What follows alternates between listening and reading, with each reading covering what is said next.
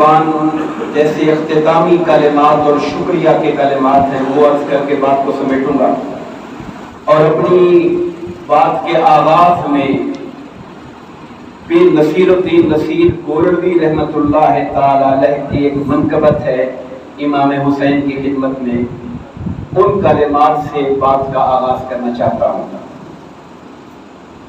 آپ فرماتے ہیں تڑپ اٹھتا ہے دل، تڑپ اٹھتا ہے دل، لفظوں میں دہرائی نہیں جاتی، تڑپ اٹھتا ہے دل، لفظوں میں دہرائی نہیں جاتی، زبان پر کربلا کی داستان لائی نہیں جاتی۔ حسین ابن علی کے غم میں ہوں دنیا سے بیگانہ، حسین ابن علی کے غم میں ہوں دنیا سے بیگانہ، ہجوم خلق میں بھی میری تنہائی نہیں جاتی۔ مخلوق میں ہوتا ہوں مگر دل غم حسین میں تنہا رہتا ہے۔ یہ پیر مہر علی شاہ صاحب کی خاندان کے سادات ہیں، سچے سچے سادات ہیں جو یہ باتیں ارشاد فرما رہے ہیں۔ فرماتے ہیں اداسی چھا رہی ہے روح پر شام غریباں کی، جب میں 10 محرم کی شام کا منظر سنتا ہوں میرے دل پہ غم و اداسی چھا جاتی ہے۔ اداسی چھا رہی ہے روح پر شام غریباں کی، طبیعت ہے کہ بہلانے سے بہلائی نہیں جاتی۔ میں جتنا نکلنا چاہتا ہوں مگر شام غریباں میرے دل کو بہلنے نہیں دیتی۔ اور اگلے شعر دل کو ہلانے والے ہیں، کہتے ہیں کہا عباس نے افسوس کے بازو کٹ گئے میرے، کہا عباس نے افسوس کے بازو کٹ گئے میرے، سکینہ تک یہ مشق اب لے جائی نہیں جاتی۔ یہ لفظ اصل میں سکینہ ہے، چونکہ ہمارے ہم لوگ سکینہ پڑھتے ہیں تو میں نے پڑھ دیا، لیکن اصل میں یہ جو نام رکھا گیا تھا سکینہ تھا، سکینہ۔ میں نے چاہا صحیح بھی آپ کو بتا دوں، اور جو غلط اور عام چل رہا ہے وہ بھی آپ جانتے ہیں، سکینہ لوگ کہتے ہیں، اصل میں سکینہ ہے۔ تو عبد عباس کہہ رہے ہیں کہا عباس نے افسوس کے بازو کٹ گئے میرے، سکینہ تک یہ مشق آپ اب لے جائی نہیں جاتی۔ اور کہتے ہیں تماچے مار لو خیمے جلا لو قید میں رکھ لو، تماچے مار لو خیمے جلا لو قید میں رکھ لو، علی کے گل رخوں سے خوشبو زہرت نہیں جاتی۔ تم جو مرضی کرنا چاہے کر لو مگر علی کے ہر لال سے سیدہ کائنات کی خوشبو آتی نہیں۔ اور آپ فرماتے ہیں کہا شبیر نے، شبیر آپ جانتے ہیں امام حسین کا نام ہے، امام حسین کا نام شبیر بھی ہے، اور یہ آقا نے فرمایا کہ میں نے حضرت ہارون کے بیٹے شبیر پر ان کا نام شبیر رکھا ہے۔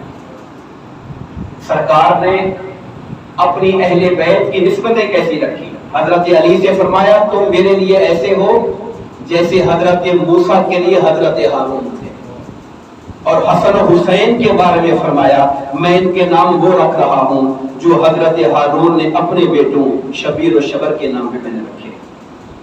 کہا شبیر نے عباس تم مجھ کو سہارا دو، کہا شبیر نے عباس تم مجھ کو سہارا دو، کہ تنہا لاش اکبر مجھ سے دفنائی نہیں جاتی، کہ تنہا لاش اکبر مجھ سے دفنائی نہیں جاتی۔ نصیر الدین کہتے ہیں نصیر آخر عداوت کے بھی کچھ آداب ہوتے ہیں، دشمنی بھی کرو تو اس کے بھی کچھ اصول ہوتے ہیں۔ نصیر عداوت کے بھی کچھ آداب ہوتے ہیں، کسی بیمار کو تو زنجیریں پہنائی نہیں۔ امام زین العابدین کی طرف آپ نے اشارہ کیا۔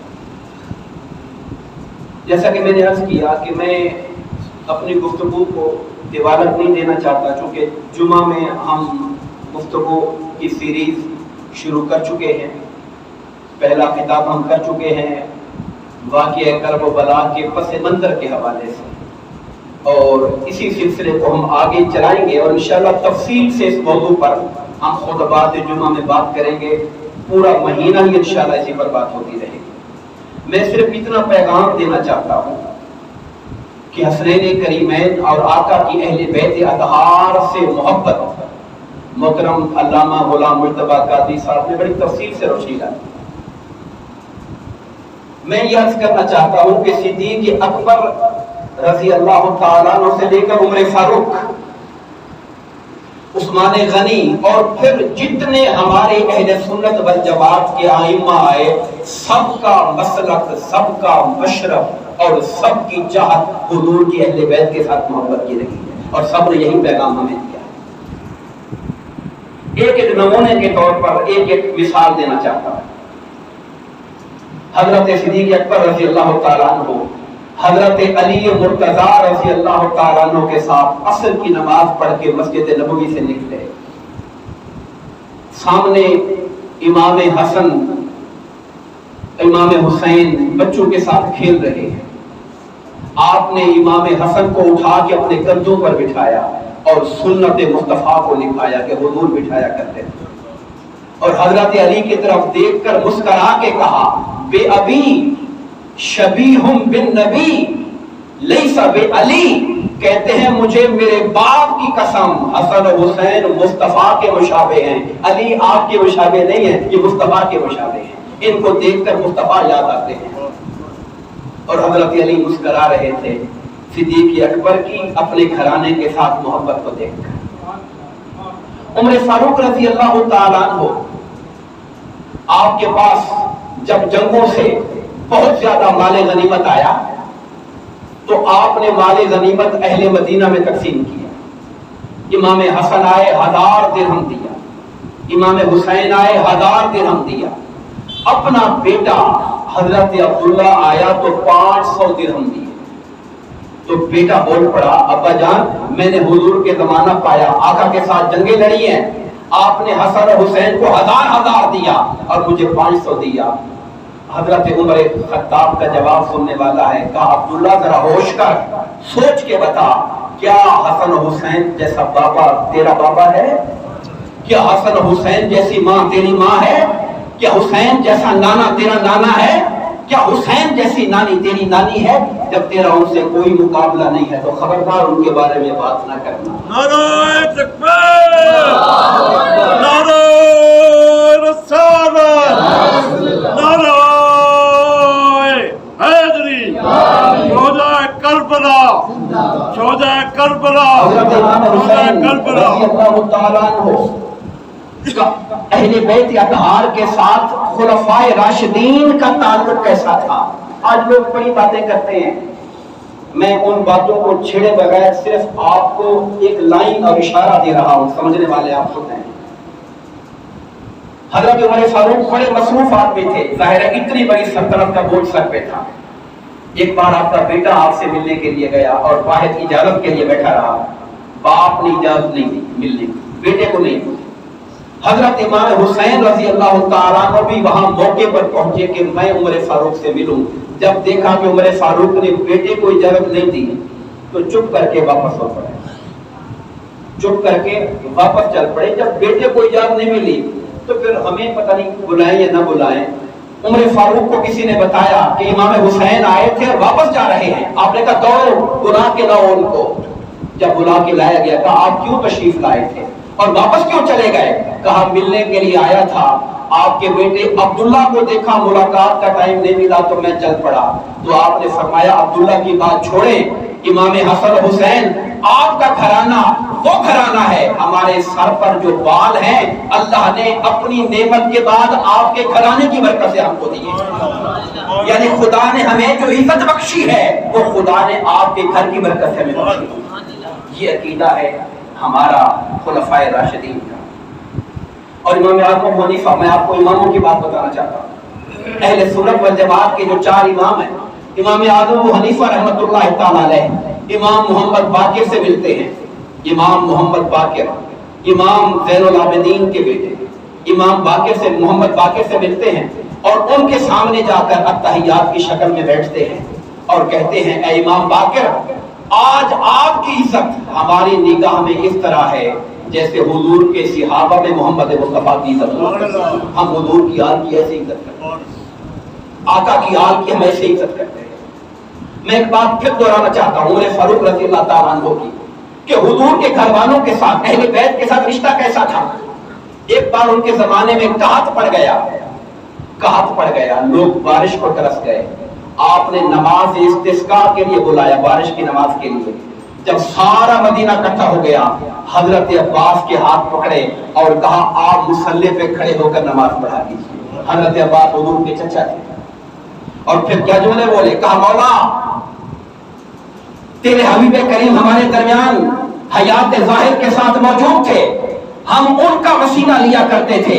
ہمارے آقا پردہ کر گئے, حضور کے چچا موجود ہیں, آج ہم ان کا وسیلہ پیش کر کے تم سے اللہ کی بارگاہ سے بارش کو طلب کرتے ہیں. یعنی یہ صحابہ کا عقیدہ ہے کہ اہل بیت کا وسیلہ تو اللہ دعائیں قبول فرمانے والا ہے.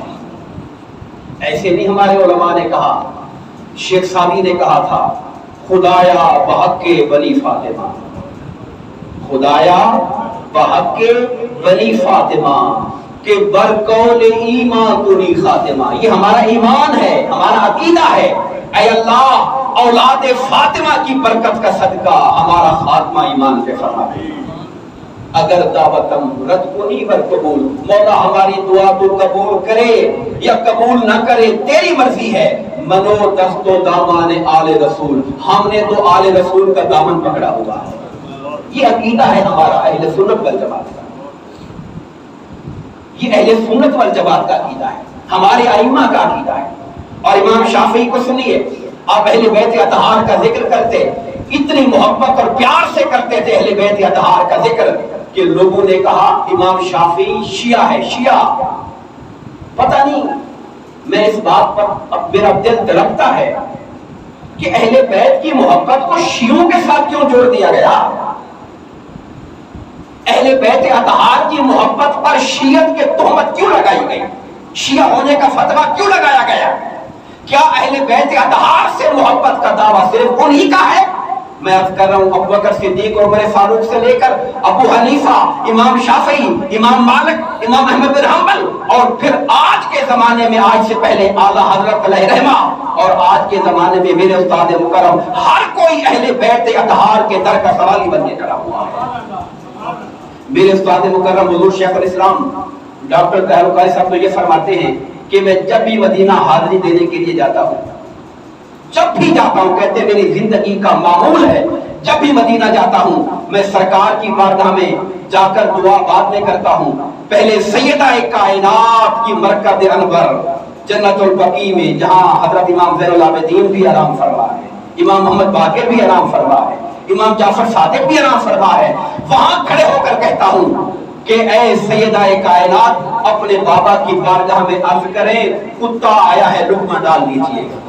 یہ عقیدہ ہے ہمارے بزرگوں کا, ہمارے اساتذہ کا. ہم نے اہل بیت اطہار کی محبت کی خیرات وہاں سے لی ہے جن کا عقیدہ یہ ہے کہ سرکار کی بارگاہ میں بھی عرض کرنا ہو تو حضور کی گھر والوں سے التجا کروا کے اپنی بارگاہ میں عرض کرو. رشتہ ہے, غلام آیا ہے, انہوں نے اپنی عاجزی کے طور پہ جملہ. تو دوستان گرامی یہ قدر میں یہ عرض کر رہا تھا, امام شافعی پر تہمت لگی کہ شیعہ ہے, یہ اہل بیت اطہار کی تعریفیں کرتا ہے. امام شافعی نے ڈنکے کی چوٹ پہ کہا لوگوں سن لو, ان کانا حب آل محمد رفض فلیشہد الثقلان انا رافضی او نہ رافضی. اگر اہل بیت اطہار کی محبت سے کوئی کہے کہ بندہ شیعہ بن گیا تو مجھے پرواہ نہیں, دنیا جو کہتی رہے, ہم اہل بیت اطہار کی محبت کا نعرہ مارتے ہیں. لوگ بھلے جو باتیں کرتے رہیں, جو تہمتیں لگاتے رہیں, جو الزامات لگاتے رہیں. میں اپنی پھر دوبارہ اس طرف جاتا ہوں کہ انہی باتوں پر اکتفا کرتا ہوں اور آپ کا آرام کا خیال کرتا ہوں. چونکہ اب آپ مغرب کے بعد سے بہت سے ساتھی بیٹھے ہوئے ہیں, میں ایک بار پھر اپنے دونوں مہمانان گرامی قدر کا شکریہ ادا کرتا ہوں جنہوں نے میری درخواست پر وقت نکالا اور ہماری اس محفل میں تشریف لائے. اور میں ہدیہ تبریک اور دعا دل سے دیتا ہوں انتظامیہ مسجد احاطہ کو, اہل محلہ کو, جنہوں نے اس بدن کو سجانے میں اپنا حصہ لیا ہے. اللہ تعالیٰ ان کے اہتمام و انتظام کو اپنی بارگاہ میں قبول فرمائے. اور میں خراج تحسین پیش کرتا ہوں تمام شرکاء کو جن کی شرکت سے اس محفل میں رنگ لگا اور اہل بیت اطہار کے ذکر سے ہمارے دلوں کا رنگ اتر گیا ہے اور رنگ لگ گئے ہیں. اللہ تعالیٰ اس محفل کو اول و آخر قبول فرمائے. آمین. وما علینا الا البلاغ.